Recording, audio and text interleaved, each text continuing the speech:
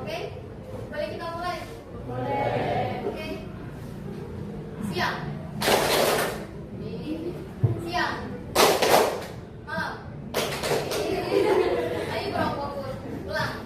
Malam. Pagi. Pagi. Sore. Malam. Udah lagi ya. Pagi. Pagi. Sore. Sore. Siang. Siang. Malam. Selesai. Oke, terima kasih. Silakan duduk, teman-teman. Oke, langsung saja ya. Di sini saya mau memaparkan terkait karir. Kan ini ada jurusan kan, pasti sudah merencanakan karirnya ke depan akan seperti apa? Apakah mau setelah lulus SMK ini kerja atau lulus SMK itu masih mau lanjut kuliah dulu? Belum? Masih bingung? Oke. Jadi ya sebelum membahas ke sana, kita perlu tahu apa itu karir. Jadi teman-teman, karir itu adalah perjalanan profesional yang dimana seseorang itu mencakup mulai dari pengalaman kerja, kemudian juga pendidikan dan juga pengembangan keterampilan yang dilakukan seumur hidupnya. Jadi karir ini tuh sebenarnya sudah direncanakan teman-teman supaya kalau misalnya teman-teman lulus dari sekolah ini, dari SMK ini tidak bingung nantinya apakah harus kerja atau kuliah. Jadi tidak sebenarnya juga jadi pengangguran gitu loh. Jadi sayang lingkungan teman-teman setelah lulus SMK itu harus seperti apa. Kemudian karir ini tuh tidak terbatas teman-teman jabatannya, tidak hanya untuk jabatan tertentu, tapi ke semua jabatan yang dipilih teman-teman.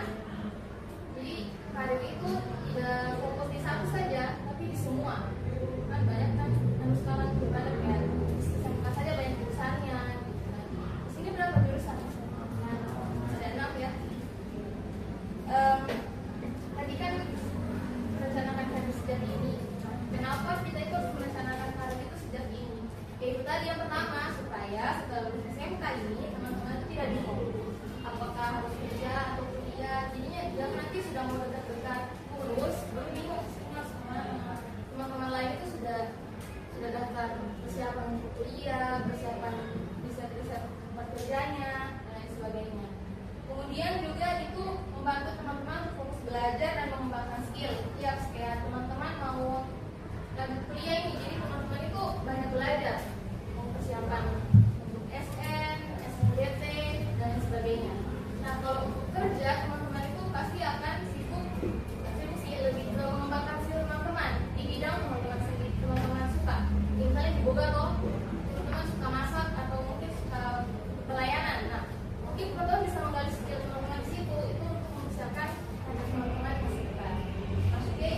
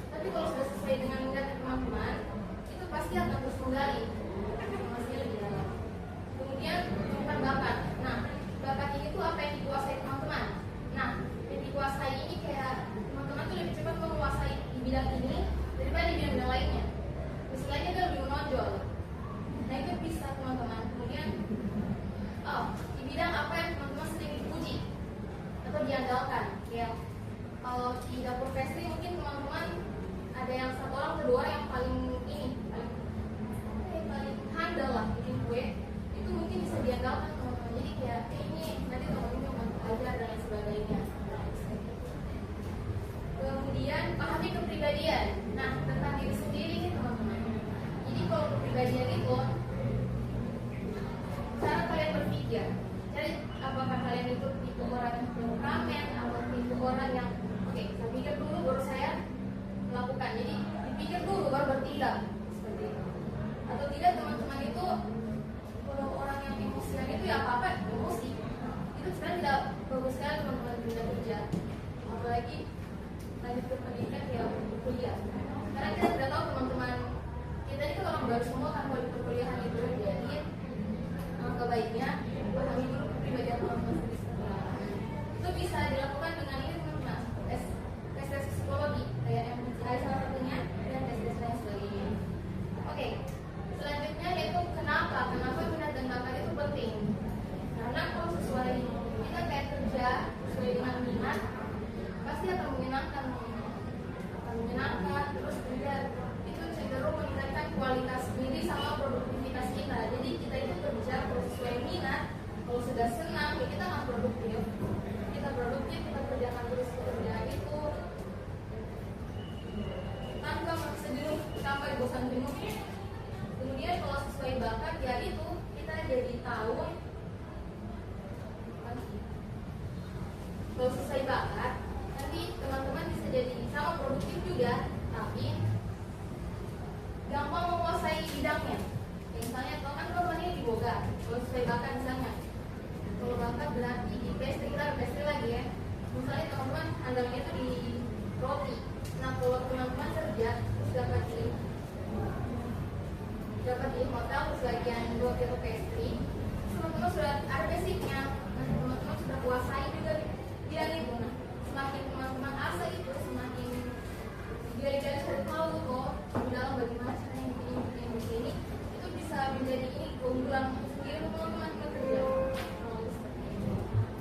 Nah ini juga paling penting mengurangi stres dan burnout. Tahu burnout? Jenuh atau bosan. Kalau perkuliahan salah pilih jurusan saja dan sesuai minat, bakat ataupun apa yang teman-teman inginkan sejak awal, jurusan yang kalian masuk sejak awal, kalau tidak sesuai itu teman-teman akan mudah jenuh. Bahkan masih semester 1 itu sudah mulai sampai D1 sudah mata kuliah dan sebagainya. Bahkan hal-hal kecil pun tugas-tugas yang harus itu jadi tidak dikerjakan. Kemudian seperti itu. Nah, kalau di dunia kerja sama kurang lebih. Nah, selanjutnya yaitu langkah-langkah dalam merencanakan karir. Yaitu tadi pertama mengenali diri sendiri dulu. Kalau kita tidak kenal diri sendiri, mudah terus itu. Kemudian riset karir. Nah ini kan teman-teman nanti mau PKL loh. Jadi nanti kalau di PKL itu kalian posisi kan ketemu orang dari PKL tuh nanti bisa kalian tanya bagaimana kerjanya, terus bagaimana selanjutnya ya. Saya tahu dan tanya sama mereka apa terkait dengan pekerjaan sebuah ini tadi. Kemudian buat rencana aksi kayak menentukan langkah-langkah yang perlu dilakukan kayak pelatihan, bisa magang, juga belajar apalagi untuk yang mau kuliah dan lain sebagainya. Kemudian pilihan karir setelah lulus. Nah ini sudah ada yang menentukan pilihan karir setelah lulus itu mau bagaimana seperti apa? Belum ada? Oke, mungkin bisa yang pertama itu langsung kerja apalagi sesuai dengan jurusan teman-teman di SMK. Jadi kalau sudah sesuai jurusan mungkin akan enak ke depan selanjutnya akan seperti apa. Jadi tahu kok di dunia kerja bagaimana, begini sudah terbiasa PKL kemudian di sekolah gitu. Kemudian wirausaha atau menjadi pengusaha. Nah kalau menjadi pengusaha ini ada sendiri keunggulannya teman-teman, di mana teman-teman tidak terikat dengan waktu kerja. Nah teman-teman punya usaha loh, jadi teman-teman bebas gitu mau usaha teman-teman, mengontrol terus pulang. Nah